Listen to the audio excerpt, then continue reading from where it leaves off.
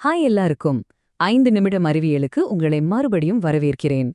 Okay, நம்ம solar சிஸ்டம்னா உங்களுக்கு என்ன ஞாபகம் வருது? ஸ்கூல்ல படிச்சதுதான். நடுவுல சூரியன், அது சுத்தி கோள்கள்லாம் அழகா ஆர்டரா சுத்திட்டு இருக்கு.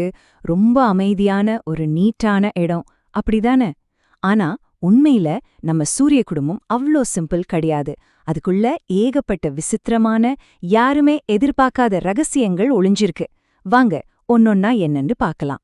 முதல்ல நம்ம லிஸ்ட்ல இருக்கிறது சூரியனுக்கு ரொம்ப பக்கத்துல இருக்கிற மெர்க்யூரி, அதாவது புதன் கிரகம். அது ஒரு கொதிக்கிற கிரகம்னு தானே நம்ம நினைச்சிட்டு இருக்கோம்.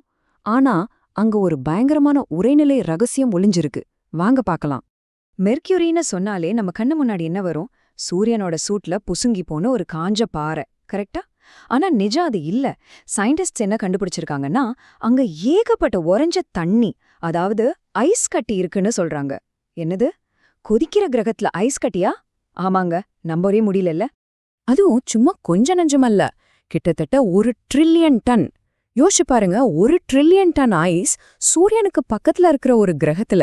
எப்படி இது சாத்தியம்னு நீங்க கேக்குறது எனக்கு புரியுது. அதுக்கு ஒரு காரணம் இருக்கு. சரி, இது எப்படின்னு பார்க்கலாம். மர்க்யூரியோட அச்சு, அதாவது அதோட ஆக்சிஸ் கிட்டத்தட்ட நேராதான் இருக்கு.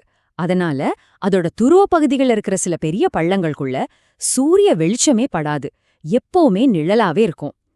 இந்த இடங்கள் ஒரு பிரம்மாண்டமான ஃப்ரீசர் மாதிரி வேலை செய்யுது.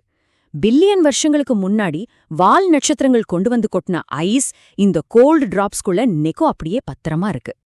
அடுத்து நம்ம பார்க்க போறது நம்ம பூமியோட தொலைஞ்சு போன இரட்டையர் பத்தி. ஆனா இந்த ட்வின் ஒரு தப்பான பாதையில போயிடுச்சு. ஆமாங்க, நம்ம வீனஸ், அதாவது வெள்ளி கிரகத்தை பத்தி தான் பேச போறோம். தெரியுமா, பல மில்லியன் வருஷங்களுக்கு முன்னாடி பூமியும் சரி வீனஸும் சரி கிட்டத்தட்ட ஒரே மாதிரி தான் இருந்தாங்க.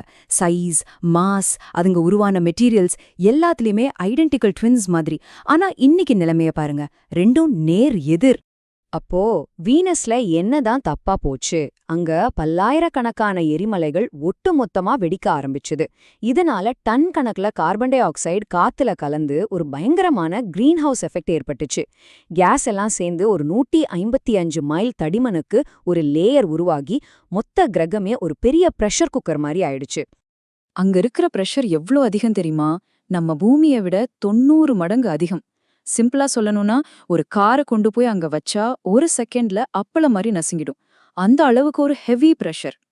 இப்போ ஒரு நிமிஷம், ஒரு வைல்டான ஐடியாவுக்கு வருவோம்.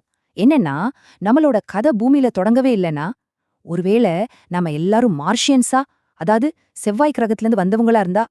யோசிச்சு பாருங்களேன், நம்மளோட ஆதி மூதாதையர்கள் உயிரோட முதல் துளி இந்த பூமியைச் சேர்ந்ததே இல்லைன்னா எப்படி இருக்கும்? இந்த கேள்விதான் நம்மள அடுத்த ஒரு ஷாக்கிங்கான தியோரிக்கு கூட்டிட்டு போகுது. கேக்குறதுக்கு ஏதோ சயின்ஸ் ஃபிக்ஷன் படம் மாதிரி இருக்கலாம், ஆனா இதுக்கு பின்னாடி நிஜமாவே ஒரு சயின்டிஃபிக் தியோரி இருக்கு. அதோட பேரு தான் பான்ஸ்பெர்மியா. சிம்பிளா சொன்னா, பூமியில உயிர் தானா உருவாகல, அது விண்வெளியில இருந்து வந்த விதைன்னு சொல்றாங்க. குறிப்பா வேற ஒரு கிரகத்துல இருந்து பாறைகள் மூலமா இங்க வந்திருக்கலான்னு நம்புறாங்க. இது எப்படி நடந்திருக்கும்னு ஒரு தியரி இருக்கு. பல பில்லியன் வருஷத்துக்கு முன்னாடி ஒரு பெரிய ஆஸ்ட்ராய்டு செவ்வாய் கிரகத்துல வேகமா மோதிருக்கு. அந்த இடியில சின்ன சின்ன நுண்ணுயிர்கள் இருந்த செவ்வாய் கிரக பாறைகள் விண்வெளிக்கு தூக்கி வீசப்பட்டிருக்கு. அந்த பாறைகள் பல வருஷமா நம்ம சோலார் சிஸ்டம்ல சுத்தி கடைசியா நம்ம பூமி மேல வந்து விழுந்து இங்க உயிரை விதைச்சிருக்கலாம். சரி, இப்ப நம்ம சூரிய குடும்பத்தோட வெளிப்பகுதிக்கு ஒரு ஜம்ப் அடிப்போவாங்க. அங்க வானிலை எல்லாம் வேற லெவல்ல இருக்கும். சொல்லப்போனா வைரம் மழையா பேர ஒரு கிரகத்தை பத்தி தான் இப்ப பார்க்க போறோம். நெப்டியூன்ல காத்தோட வேகம் எவ்வளோ தெரியுமா? 1 மணி நேரத்துக்கு 1500 மைல். நினைச்சு பார்க்க முடியுதா? நம்ம சோலார் சிஸ்டம்லயே இதுதான் ஃபாஸ்டஸ்ட் காத்து. ஆச்சரியம் என்னன்னா, இந்த சக்தி சூரியன் கிட்ட இருந்து வரல, கிரகத்தோட உள் வெப்பத்திலிருந்தே வருது. சயின்டிஸ்ட் என்ன சொல்றாங்கன்னா, நெப்டியூனோட ஆழத்துல இருக்கிற திரவக்கடல்ல நிஜமாவே வைரங்கள் மழையா பொழிஞ்சிட்டு இருக்கிறதுக்கு எல்லா சாத்தியமும் இருக்கு. ஆமாங்க, நீங்க கேட்டது கரெக்ட் தான். டைமண்ட் மழை. இது எப்படி நடக்குதுன்னா, அந்த கிரகத்துக்குள்ள ரொம்ப ஆழத்துல பயங்கரமான சூடும் அழுத்தமும் இருக்கு. இது அங்க இருக்கிற மீத்தேன் கேஸ உடைக்குது. மீத்தேன்ல கார்பன் அணுக்கள் இருக்கு இல்லையா, அந்த கார்பன் அணுக்கள் எல்லாம் இந்த பிரஷர்ல ஒன்னா சேர்ந்து பியூர் டைமண்டா மாறுது. அப்புறம் என்ன, அந்த வைரங்கள் அப்படியே மழையா பொழியுது. இவ்ளோ விசித்திரமான பயங்கரமான உலகங்களை பார்த்தாச்சு. இப்போ கொஞ்சம் நம்பிக்கையான ஒரு விஷயத்த பத்தி பார்க்கலாம். எதிர்காலத்துல உயிரினங்கள் வாழ ஒரு புது வீடா மாறக்கூடிய ஒரு இடம் இருக்கு. ஆமாங்க, இந்த கொந்தளிப்பான சூரிய குடும்பத்துல நம்ம கண்ணு முன்னாடியே ஒரு பாதுகாப்பான புகலிடம் ஒளிஞ்சிருக்கலாம். அதுதான் வியாழனோட நிலவான யூரோப்பா. நம்ம லிஸ்ட்ல கடைசி ஆனா ரொம்ப முக்கியமான ரகசியம் இது. யூரோப்பா ஏன் இவ்ளோ ஸ்பெஷல்னா, அதோட தடிமனான ஐஸ் லேயருக்கு கீழே ஒரு பிரம்மாண்டமான உப்பு தண்ணி கடல் இருக்கு.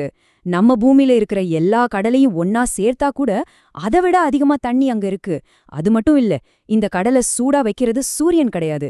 வியாழனோட பயங்கரமான ஈர்ப்பு விசைதான் யூரோப்பாவை இழுத்து அழுத்தி அதுக்குள்ள வெப்பத்தை உருவாக்கி தண்ணிய திரவமாவே வச்சிருக்கு. இப்போ நம்மளோட எதிர்காலத்தை பத்தி கொஞ்சம் யோசிப்போம். இன்னும் பல பில்லியன் வருஷங்கள்ல நம்ம சூரியன் பெருசாகி ஒரு ரெட் ஜாயிண்டா மாறி நம்ம பூமிய முழுங்கிடும். ஆனா அதே சூரியனோட வெப்பம் யூரோப்போட ஐஸ் லேயரை உருக்கி அங்க ஒரு புது உலகத்தை உருவாக்கலாம். அப்போ நம்ம சூரியன் அழிஞ்சிட்டு இருக்கும்போது இந்த சின்னஞ்சிறிய நிலவுதான் உயிரினங்களோட கடைசி நம்பிக்கையா இருக்குமா? என்ன நினைக்கிறீங்க? இந்த ரகசியங்கள் எல்லாம் உங்களுக்கு பிடிச்சிருக்கும்னு நினைக்கிறேன். பிடிச்சிருந்தா டக்குன்னு அந்த லைக் பட்டனை தட்டுங்க, ஃப்ரெண்ட்ஸ் கூட ஷேர் பண்ணுங்க, மறக்காம சப்ஸ்கிரைப் பண்ணிடுங்க. உங்க கருத்துக்களை கீழே கமெண்ட்ல சொல்லுங்க. இதே மாதிரி நாளைக்கு சந்திக்கலாம்.